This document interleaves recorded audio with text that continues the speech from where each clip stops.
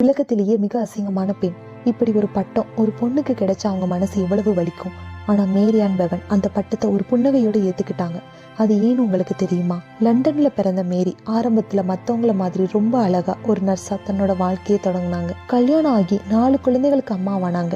எல்லாம் நல்லா தான் போயிட்டு இருந்தது. ஆனா திடீர்னு அவங்க கணவர் இறந்துட்டு அதே நேரத்துல அக்ரோமெகலி அப்படின்ற ஒரு அரிய வகை நோய் அவங்கள தாக்கிச்சு. இதனால அவங்க முகம், கை, கால்கள் எல்லாம் உருமாறி பார்க்கறதுக்கே வேற மாதிரி ஆயிட்டாங்க. வேலை இல்லை, 4 பசங்க சாப்பிடணும், என்ன பண்றது? அப்பதான் லண்டன்ல ஒரு போட்டி நடக்குது. World's ugliest woman. தன் அவமானத்தை விட தன் பசங்களோட பசி பெருசுன்னு நினைச்ச மேரி அந்த போட்டியில கலந்துக்கிட்டு ஜெயிக்கிறாங்க. அடுத்த 30 வருஷம் ஒரு ஃப்ரிக் ஷோல எல்லாரும் தன்னை ஏளனமா பாக்குறதையும் கிண்டல் பண்றதையும் பொறுத்துக்கிட்டு நடிச்சாங்க.